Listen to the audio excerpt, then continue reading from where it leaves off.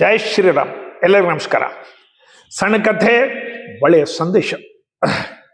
ಕ್ಯಾಲಿಫೋರ್ನಿಯಾದ ಮನೋವಿಜ್ಞಾನಿಗಳು child psychology, ಹುಡುಗರ ಮನಸ್ತತ್ವ, ಸಣ್ಣ ಹುಡುಗರು ಆಲೋಚನಾ ವಿಧಾನ, ಇದು ಎಲ್ಲದರ ಬಗ್ಗೆ ಸ್ಟಡಿ ಮಾಡಿ ಒಂದು ರಿಪೋರ್ಟ್ ಅನ್ನು ಕೊಟ್ಟಿದ್ದಾರೆ. ಆ ರಿಪೋರ್ಟ್ ಏನ್ ಹೇಳ್ತದಪ್ಪ ಅಂತಂದ್ರ, ಮಕ್ಕಳು, ಹುಡುಗರು ಇವತ್ನಾಳೆ ಜನರೇಷನ್ ಬಹಳ ಸಂಕುಚಿತ, ಸುನ್ನಿತ, ಸೂಕ್ಷ್ಮ ಆಗ್ತಾ ಇದ್ದಾರೆ. ಸಣ್ಣ ಸಣ್ಣ ವಿಷಯಕ್ಕೆ ಅವ್ರಿಗೇನು ಅನ್ಬಾರ್ದು. ತಾಯಿ ತಂದಿ ಮಕ್ಕಳಿಗೇನು ಅನ್ಬಾರ್ದು. ತಾಯಿ ತಂದಿ ಮಕ್ಕಳಿಗೆ ಬೈಬಾರ್ದು. ತಾಯಿ ತಂದಿ ಮಕ್ಕಳಿಗೆ ಅತ್ತತ್ ಸರಿ ಅನ್ಬಾರ್ದು. ತಾಯಿ ತಂದಿ ಮಕ್ಕಳಿಗೆ ಹೊಡಿಬಾರ್ದು. ತಾಯಿ ತಂದಿ ಮಕ್ಕಳಿಗೆ ಗಟ್ಟಿಯಾಗಿ ಮಾತಾಡಬಾರ್ದು. ಯಾವಾಗ ಪ್ರೋ ಮಾಡ್ಕೊತಿರ್ಬೇಕು, ನೀನ್ ಚಲೋ, ನೀನ್ ಬಾಳ ಇದು ಅಂತ ಹೇಳಿ. ಆದ್ರೆ ಮಾತ್ರ ಅವರಿಗೆ ಸಮಾಧಾನ ಇಲ್ಲ ಅಂತಂದ್ರೆ ತದ್ವಿರುದ್ಧವಾಗಿ ತಯಾರಾಗ್ತಾ ಇದ್ದಾರ. ಇದು ಇವರ ಮೆಂಟಾಲಿಟಿ ಆಗ್ತಾ ಇದೆ ಹುಡುಗರದು. ಇದು ಸರಿಯಾದಂಥದ್ದು ಅಲ್ಲ ಅಂತ ಹೇಳಿ ಆ ರಿಪೋರ್ಟ್ನು ವರದಿ ಸಾರಾಂಶ. ಆದ್ರೆ ಅಮೆರಿಕಾದಲ್ಲೇ ನೋಡ್ರಿ ಮಕ್ಕಳ ಪರಿಸ್ಥಿತಿ ಹೇಗಾಗಿಬಿಟ್ಟಿದೆ ಅಂತಂದ್ರೆ, ಒಂದು 13 ವರ್ಷದ ಹುಡುಗ ಒಮ್ಮೆ ಫೈರ್ ಮಾಡಿ 14 ಮಂದಿನ ಸಾಲಿ ಹುಡುಗರನ್ನು ಕೊಲ್ಲಿಬಿಟ್ಟ, ಒಬ್ಬ ಟೀಚರ್ನ ಕೊಲ್ಲಿಬಿಟ್ಟ. ಸಣ್ಣ ವಿಷಯಕ್ಕೆ, ಯಾವುದೋ ವಿಷಯಕ್ಕೆ ರಿವಾಲ್ವರ್ ತಂದು ಹೊಡಿತಾ ಇದ್ದಾರೆ. ಅಮೆರಿಕಾದಲ್ಲಿ ಘಟನೆಗಳು ಬಹಳಷ್ಟು ಆಗ್ತಾ ಇರ್ತಾವ. ಸ್ವಲ್ಪ ಏನೋ ಅಂದ್ರೆ ಹುಡುಗರು, ಸಣ್ಣ ಹುಡುಗರು, 13-14 ವರ್ಷದ ಹುಡುಗರು ಜನರನ್ನ ಕೊಲ್ಲಬೇಕು ಕಾಲೇಜಿನಲ್ಲಿ, ಶಾಲೆಗಳಲ್ಲಿ ಅಂದ್ರೆ ಎಷ್ಟು ಬಾಧೆ ಆಗ್ತದೆ ನೋಡ್ರಿ. ಆ ಹುಡುಗರು ಹೇಗಾದ್ರೂ ವಿಚಾರ ಮಾಡ್ತಿರ್ಬೋದು.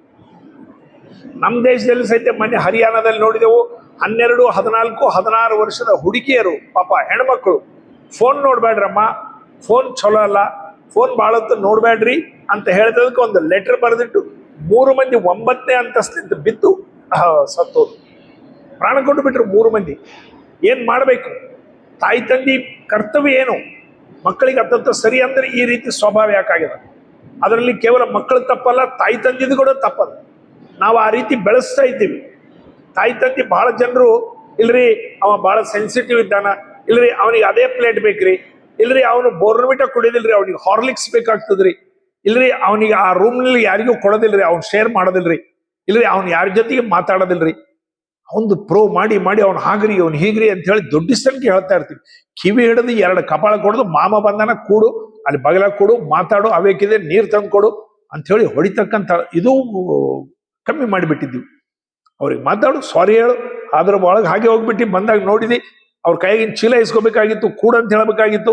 ಮನೆಗೆ ಅತಿಥಿಗಳು ಬಂದ್ರೆ ಯಾವ ರೀತಿ ವರ್ತನೆ ಮಾಡ್ಬೇಕಿಲ್ಲ ಅಂತೇಳಿ ಹೇಳ್ತಕ್ಕಂಥ ಸ್ವಭಾವ ಇಲ್ಲ. ನಮ್ಮೂರಲ್ಲಿ ನನಗೆ ದ್ಯಾಸದ, ಇನ್ನ ನಮ್ಮಲ್ಲಿ ಟಿವಿ ಇರ್ತಿತ್ತು. ಪಾಪ ಹುಡುಗರು ಕೆಲವು ಮಂದಿ ಬಂದು ಕೂಡ್ತಿದ್ದು, ಟಿವಿ ನೋಡ್ಲಿಕ್ಕೆ ಕೂಡ್ತಿದ್ರು. ಅವ ತಂದಿ ಬ್ಯಾಡ್ ಅಂತ ಹೇಳಿರ್ತಿದ್ದ, ಆದ್ರೂ ಅವು ಬಂದು ಕೂತ್ ಬಿಡ್ತೇವೆ ಕಾಲ್ನಲ್ಲಿದ್ದ ಟಿವಿ ನೋಡ್ಬೇಕು. ಅವಾಗೇ ಬಂದಿದ್ದು ಬ್ಲ್ಯಾಕ್ ಅಂಡ್ ವೈಟ್ ಟಿವಿ. ನನಗೆ ದ್ಯಾಸದ ಆ ತಂದಿ ಪಾಪ ಒಬ್ಬರು ಆ ಟಿವಿ ನೋಡ್ಲಿಕ್ಕೆ ಕೂತಾಗ ಒಳಗೆ ಬಂದು ಅವನ ಹಿಡಿದು ಕೈ ತಿರುವಿ 2 ಏಟು ಇಲ್ಲೇ ಹೊಡಿತಿದ್ದ. ಹೊಡೆದು ಮನಿತನ ಹೊಡ್ಕೋದ್ ಕರ್ಕೊಂಡು ಹೋಗ್ತಿದ್ದ. ಬ್ಯಾಡ ಅಂದ್ರೆ ಟಿವಿ ಹೋಗಿ ಕೂತಿದ್ವಿ, ಮಾಡು ಹೋಮ್ವರ್ಕ್ ಮಾಡು ಅಂತ. ಅವ್ರು ಏನೋ ಅಂತಿದ್ದಿಲ್ಲ, ಹೊಡೆದಾರ ತಂದಿ ಅಂತ ಹೇಳಿ ಪಾಪ ಅಳ್ಕೋ ಸೊಬತ್ತು ಮತ್ತೆ ಹೋಮ್ವರ್ಕ್ ಮಾಡ್ತಿದ್ವಿ. ನಾವು ಆ ಹುಡುಗರಿಗೆ ಆ ಹೊಡಿತಕ್ಕಂಥದ್ದು ಬಂದ್ ಮಾಡಿಬಿಟ್ಟಿವಿ. ಆ ಪ್ರೇಮದಿಂದ ಹೊಡಿತಕ್ಕಂಥದ್ದು ಬಹಳಷ್ಟು ವಿಚಿತ್ರವಾಗಿ ವರ್ತನೆ ಆಗ್ಬಾರ್ದು. ಒಬ್ಬ ಇದು ಕಥೆ ಒಳಗೆ ನಾನು ಕೇಳಿದ್ದೆ, ಟಿವಿ ಒಂದು ಸೀರಿಯಲ್ ಒಳಗ, ಒಬ್ಬ ತಂದಿ ಲಗ್ನ ಆದ್ಮೇಲೆ ಸಹಿತ ಮಕ್ಕಳಿಗೆ ಹೊಡಿತಿದ್ದ. ಒಂದ್ ದಿವಸ ಮಗನಿಗೆ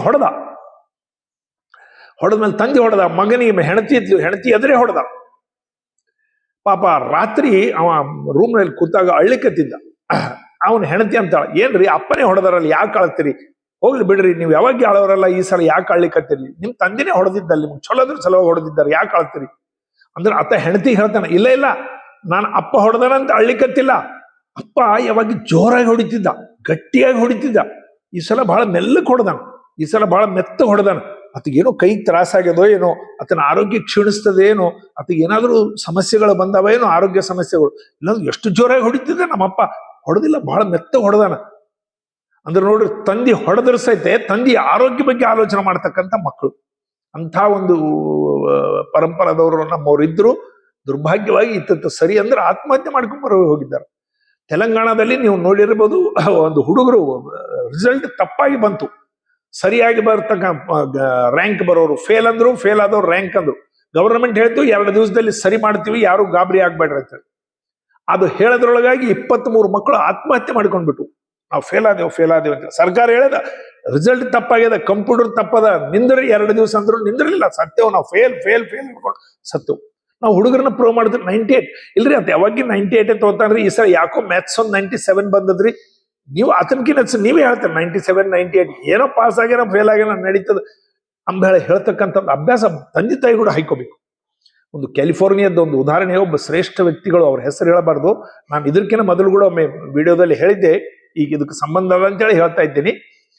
ಅಮೆರಿಕಕ್ಕೆ ಹೋಗಿದ್ರು, ಅಲ್ಲಿ ಮಗ ಸೊಸಿ ಇಬ್ರು ಹೆಣ್ಮಕ್ಳು ಇದ್ದಾರತ್ತ.